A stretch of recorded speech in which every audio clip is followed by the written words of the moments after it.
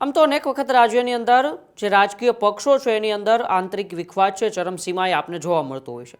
કોંગ્રેસની અંદર પણ થોડા સમય પહેલાં પાટણની અંદર આંતરિક વિખવાદ જોવા મળ્યો હતો. ત્યારબાદ છોટાઉદેપુર હોય કે વડોદરા હોય તેમાં ભાજપની અંદર પણ આંતરિક જૂથવાદ જોવા મળ્યો હતો. આમ તો ભાજપની અંદર આંતરિક જૂથવાદ જોવા મળવો એ ખૂબ ઓછું હોય છે, પરંતુ છેલ્લા ઘણા સમયથી ભાજપની અંદર પણ એ જ આંતરિક જૂથવાદ સતત સામે આવી રહ્યું છે. અને હવે સુરતની અંદર ભાજપના જ બે ચૂંટાયેલા પ્રતિનિધિ એટલે કે બે કોર્પોરેટરો આમને સામને આવી ગયા છે. કતાર ગામની એક શાળાના બાંધકામને લઈને વિવાદ થયો અને વિવાદને લઈને હવે બંને જે કોર્પોરેટર છે એ કોર્પોરેટરો આમને સામને આવ્યા હતા અને ફરી એક વખત ભાજપનો આંતરિક વિખવાદ પણ સામે આવ્યો હતો. શું હતો સમગ્ર મામલો કે જેને લઈને બંને કોર્પોરેટરો આમને સામને આવ્યા છે અને આને લઈને તે કોર્પોરેટરો શું કહી રહ્યા છે અને કેમ વારંવાર ભાજપમાં આંતરિક વિખવાદ હવે ચરમસીમાએ પહોંચતું જાય છે, આજે તેની આપણે ચર્ચા કરવી છે. સુરતના કતારગામ ઝોનમાં સુમન શાળાનો એક વિવાદ આવ્યો. શાળાના બાંધકામના સ્થળ અચાનક બદલી જતા એ વિવાદ આખો છેડાયો હતો. બાંધકામ મુદ્દે ભાજપના જ બે કોર્પોરેટરે આમને સામને આવી ગયા.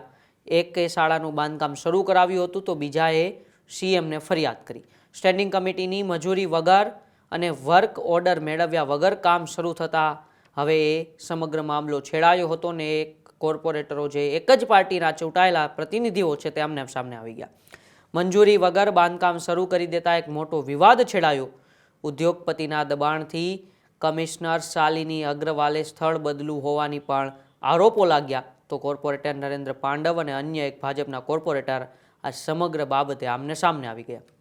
કતાર ગામની અંદર સુમન શાળા જેનું બાંધકામ શરૂ કરવાનું હતું એ પહેલાં જ સ્થળ બદલાઈ જાય છે અને અચાનક જ સ્થળ બદલી જતાં એ કોર્પોરેટરો આમને સામને આવી જાય છે.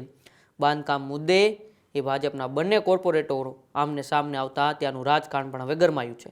એકે શાળાનું બાંધકામ શરૂ કરાવ્યું તો બીજા કોર્પોરેટર્સે સીએમને પત્ર લખીને ફરિયાદ કરી દીધી કે સ્ટેન્ડિંગ કમિટીની મંજૂરી લેવી પડે, કોઈ પણ શાળાનું બાંધકામ કરવું હોય તો વર્ક ઓર્ડર મેળવવો પડે, પરંતુ એ તમામ જે ફોર્માલિટીઝ હોય જે શાળાના બાંધકામ માટે પૂર્ણ ફોર્માલિટીઝ કર્યા વિના એ શાળાના બાંધકામની શરૂઆત થઈ ગઈ છે અને મંજૂરી વગર બાંધકામ શરૂ થતાં મોટો વિવાદ હવે સુરતની અંદર છેડાયો છે. અને એવી પણ વાત કરવામાં આવી કે ઉદ્યોગપતિના દબાણથી એ સ્થળ બદલાયું છે અને તેને લઈને જ કમિશનર શાલિની અગ્રવાલે આ સમગ્ર બાબતમાં તેમની પણ સંડોવણી છે. કોર્પોરેટર નરેન્દ્ર પાંડવ અને અન્ય એક ભાજપના કોર્પોરેટર આમને સામને આવી ગયા છે. આવો પેલા કોર્પોરેટરો શું કહી રહ્યા છે તેમને જ આપણે સાંભળીએ.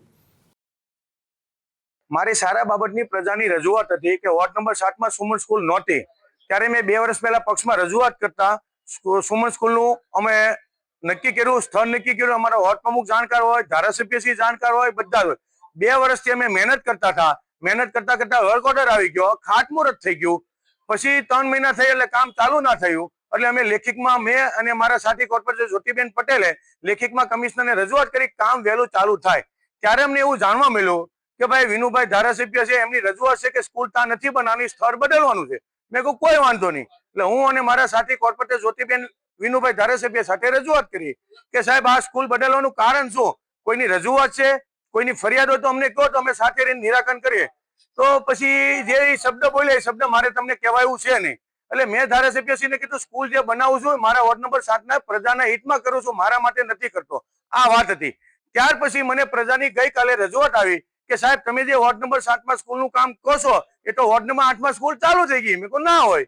એટલે 11:30 હું સ્થળ ઉપર જોવા ગયો તો ખરેખર ના તો ખાડો બહુ મોટો થઈ ગયો છે, કોલમ ઉભા થઈ ગયા છે. એટલે કોન્ટ્રાક્ટરને મેં કીધું ભાઈ વર્ક ઓર્ડર છે તો કે વર્ક ઓર્ડર નથી. તો વર્ક ઓર્ડર તમે કામ કઈ રીતે કરી શકો? તો ખરેખર આ મોટી ભૂલ અધિકારીની છે ને અધિકારી ઉપર ખરેખર પગલા લેવા પડે. વર્ક ઓર્ડર હવે પછી ભલે ત્યાં કામ ચાલુ કરે, મને કોઈ વાંધો નથી. હવે આ બાબતમાં હું કમિશનરશ્રીને લેખિતમાં રજૂઆત કરું છું ને પછી સીએમ સાહેબને બી રજૂઆત કરું છું કે સાહેબ પ્રજાની અમારી એવી રજૂઆત છે કે વોર્ડ નંબર 7માં એકે સુમન સ્કૂલ નથી સાહેબ. તો મારી રિક્વેસ્ટ એવી છે કે વોર્ડ નંબર 7માં બીજી જગ્યાઓ છે, અમે ત્યાં ટ્રાન્સફર કરતો તમ તારે. તો વોર્ડ નંબર 8માં એક તો સુમન સ્કૂલ મારી ટ્રાન્સફર કરો છો ને બીજું 2 દિવસ પહેલા 13 કરોડના ખર્ચે બીજી સુમન સ્કૂલ ત્યાં આવે છે. તો મારી પ્રજા મારાથી બહુ નારાજ છે કે નરેન્દ્રભાઈ શું થઈ રહ્યું છે. ભાજપના કોર્પોરેટર નરેન્દ્ર પાંડવ અને અન્ય કોર્પોરેટર આમને સામને જ આવી જતા એકબીજા ઉપર આરોપો લગાવી રહ્યા છે કે એકે સ્થળ બદલી દીધું છે તો બીજાએ સીએમને પત્ર લખીને ફરિયાદ કરી છે. પરંતુ હવે આંતરિક જૂથવાદ વારંવાર એ ભાજપની અંદરથી ચરમસીમાએ પહોંચતો જાય છે.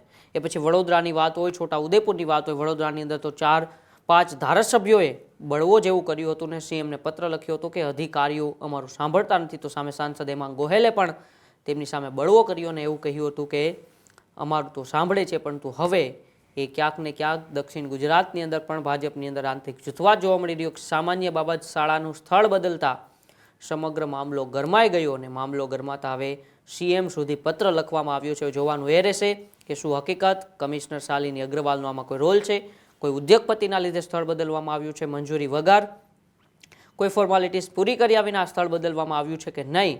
હવે આ બંને કોર્પોરેટરોને પાર્ટીની કોઈ ટકોર મળશે, ઠપકો મળશે કે નહીં તે પણ જોવાનું રહેશે.